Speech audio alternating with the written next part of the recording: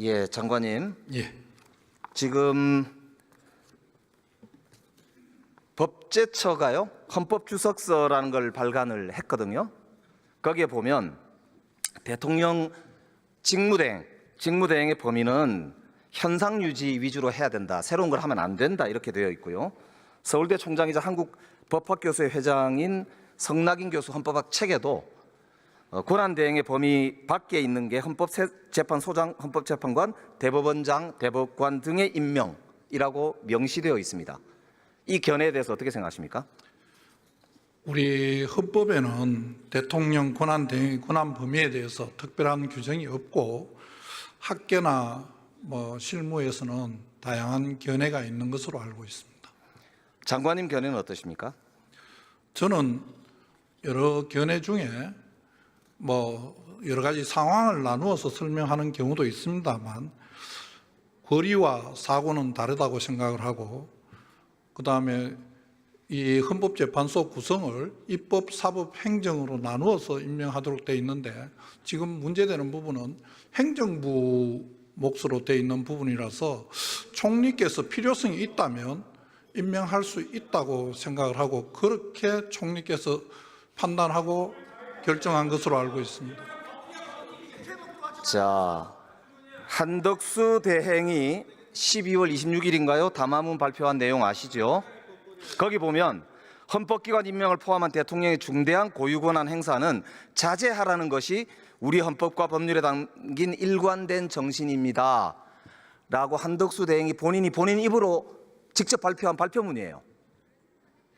이때와 지금은 대통령께서 권한 정지 상태인 경우하고 완전히 거리된 상태하고 상황이 좀 다른 거 아닌가 생각을 합니다.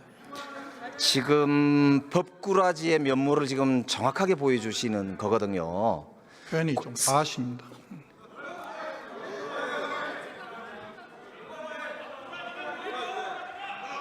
지금 헌법기관의 임명과 하면은 헌법기관들이 하게 되어 있는 거고요. 헌법기관의 기본은 국민의 선출과 헌법에 나와 있는 내용들입니다. 그런데 지금 말씀하신 대로 이거를 자의적으로 이렇게 저렇게 하면서 권력을 자의적 행사하는 거, 그게 지금 이번 내란 사태를 부르는 핵심적 원인이란 말입니다. 저는 이 부분에 대해서는 공화정의 가장 기본 정신인 삼권 분립의 원칙도 많이 고려해야 된다고 생각합니다. 삼권 분립의 정신이기 때문에 권한 대행은 선출된 자가 아니기 때문에 이 권한 행사를 하면 안 되는 거예요.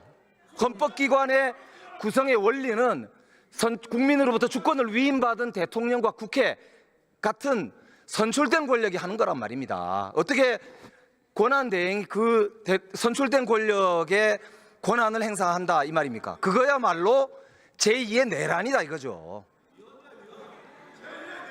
명백히 위헌적 지금 행위를 하고 있는 겁니다. 법무부 장관이 이거는 지명을 철회하라고 보고를 하셔야 된다고 봐요. 그게 법무부 장관의 직무적 책임이란 말입니다. 그래서 지금 묻고 있는 거예요. 총리께서 여러 가지 다 고려를 하셨을 것이라고 생각하고 제가 말씀드린 바와 같은 그런 이유로 임명을 하신 게 아닌가 생각을 합니다. 이완규 처장하고 비상계엄 난 다음 날 안가회동 하셨죠? 만났습니다. 예. 거기서 무슨 말씀 하셨었어요? 여러 번 국정조사 과정과 저희들 상임위원회에서 이미 많은 말씀을 드렸습니다. 그건 무슨 말씀 하셨어요? 저희들 그때 다 말씀드린 내용이 그날 아침에 저희들 행안부 그다음에 비서실 다 사의를 표했었고, 그런 과정에 식사라도 한번 하자 하는 연락이 와서 식사를 하게 되었고, 그 과정에 여러 가지 이야기가 있었지만은 제2 계엄 이런 내용은 전혀 없었습니다.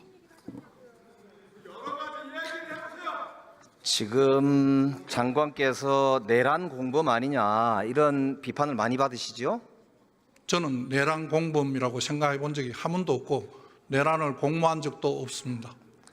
그렇기 때문에 그런 오해를 벗으시려면 조금 전에 제가 말씀드렸죠. 한덕수 대행이 내란 공범이라는 차원에서 충성하신다라는 말씀을 듣기 싫으시면은 헌재재판관 지명을 당장 철회하라고 보고하시기 바랍니다. 하시겠습니까? 총리께서 여러 가지 고려해서 결정한 것으로 알고 있고 그 결정을 존중합니다. 그 부분이 특히 지금 헌재에 가처분 사건으로 계류 중에 있으니까 제가 옳고 그름을 다 말씀드리기에는 적절하지 않습니다. 자, 오늘 보도를 보니까요.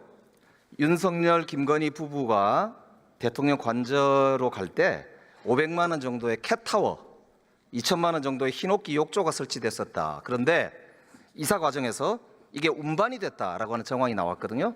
이게 횡령 아닌가요? 저는 그 내용을 자세히 알지 못합니다. 만약에 그게 사실이라면 횡령 아닐까요? 여러 가지로 좀 따져봐야 할 것 같습니다. 뭘 따지죠? 어떤 경위로 했는지 우선 사실관계를 제가 모르니까 대답을 드리기가 좀 어렵습니다. 자, 그러면 최근에 한 일주일 정도 사이에 관저 가신 적 있나요? 제가요? 네. 저는 직무정지를 당한 상태라서 어디로 가지를 못합니다. 대통령이 지금 그 파면 이후에 사적 만찬을 즐겼다고 나오잖아요. 모르겠다. 알지를 못합니다. 보도 안 보셨습니까? 저는 알지를 못합니다. 그게 만약에 예산으로 사용됐다면 횡령이지요? 그것도 뭐 가정을 전제로 말씀하시는 거라서 제가 대답드리기에 적절하지 않습니다. 이게 유력 정치인의 부인이 사적으로 법인카드를 썼다고 해서 김혜경 씨의 경우에 검찰이 수사를 어마어마하게 했잖아요. 이거 수사해야 되겠죠? 내용을 확인해 봐야 될 것 같습니다. 이게 확인이 되면 수사하시겠죠?